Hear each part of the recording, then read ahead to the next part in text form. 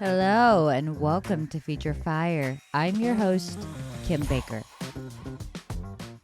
Today we're going to be talking about the speed of change. Change can be hard no matter what, but when it comes barreling down, it's overwhelming. And so today we're going to talk about how to catch our breath amid that velocity with a little help from the island of Stromboli. Yes, that's an actual place, a tiny island off the coast of Sicily that's going to serve as a lighthouse as we navigate this idea.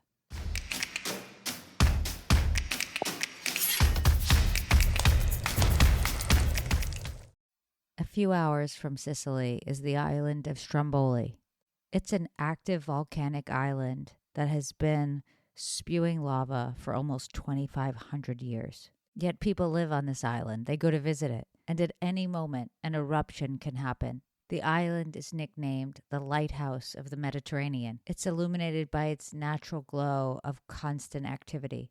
And in learning about the island of Stromboli, which I kind of can't say with a straight face, it got me thinking about these dramatic shifts that can happen, where the speed of life can be explosive. And maybe there was something that we could learn from the people who live on this island, how they navigate the unpredictability of their circumstance and the dramatic shifts that can happen in an instant. And one of the things that I learned about the people that live there is that they've replaced fear with awe. They understand the island's precariousness, but in that sputtering glare of lava, they see a powerful force of life. And this idea really moved me because we've all had moments where the speed of life feels insurmountable, like we've just gone off the rails and we can't quite get our footing.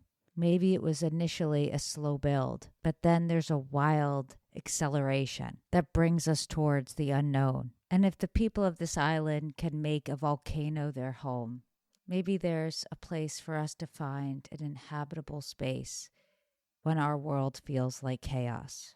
I learned a couple key concepts about the people that live on this island. They refer to the volcano as Idu, which is a Sicilian word for he or him. And that personification conveys respect rather than a desire for control. And throughout the millennia, the people that live there have learned that reinvention is a necessity. And so today we're going to embrace the Strombolani spirit, preparing these delectable pinwheels, an Italian-American food that was born from a movie in the 1950s by Italian director Rossellini that shed light on the island and brought the people that lived there out of isolation. Now you can make Stromboli with nearly any filling. For our recipe, we're going to sweat down a couple pounds of onions, combine it with arugula and Gruyere cheese, and bake them in the oven. So grab a large sauté pan and melt in a couple tablespoons of butter. Then add in about 1.5 pounds of sliced onions. We're going to slowly sweat these down, letting them cook for maybe 30 minutes. Add in a pinch of salt, just so that they don't really caramelize, and stir them up occasionally. Then add the leaves of a couple sprigs of thyme. Let that all come together. And then add about 2 to 3 cups of arugula, letting it wilt. Add in a splash of sherry, and then take it off the heat. While that's cooling, you could preheat your oven. I like to cook these at about 425 degrees on convection. In order for all the inner layers of dough to cook through, you don't want the oven to be blazing hot like you would with a pizza. Once the oven's hot and your topping is cool, you're going to stretch out some pizza dough.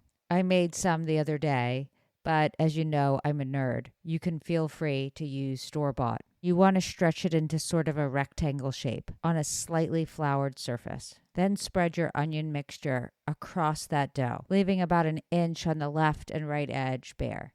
Add to that about 4 ounces of shredded Gruyere cheese.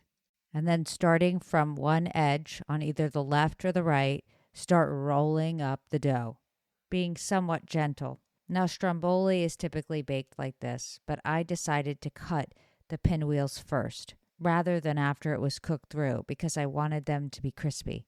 Now, before I cut them, I brushed the Stromboli with olive oil.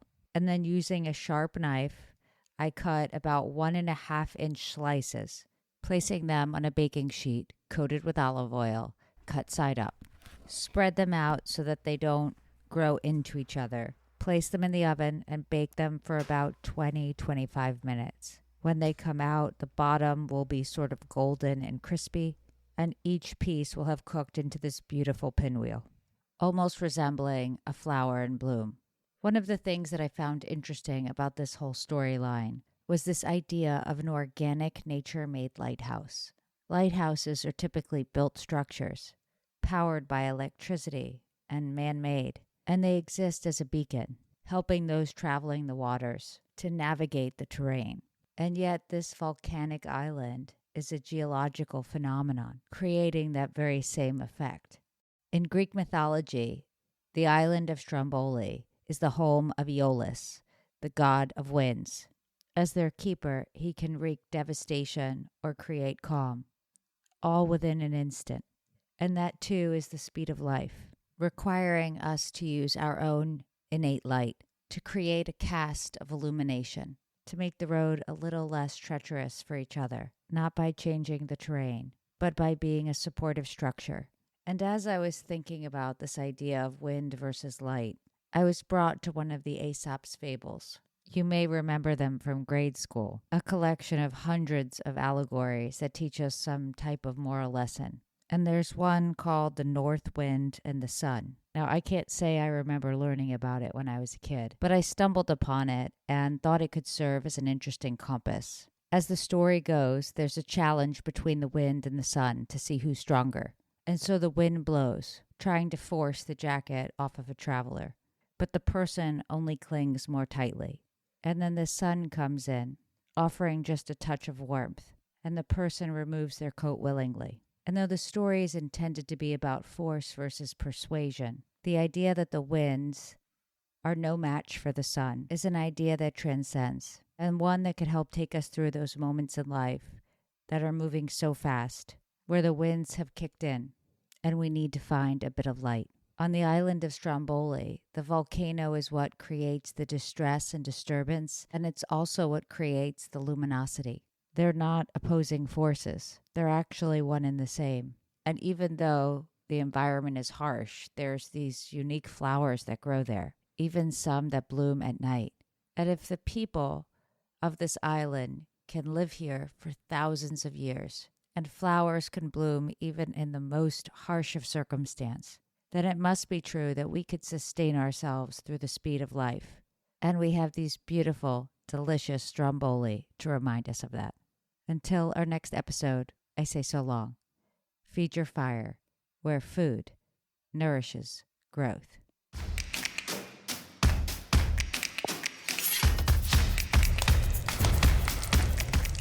Feed Your Fire is sponsored by Kasari Consulting, where insight meets innovation. That's KASARI Consulting.com.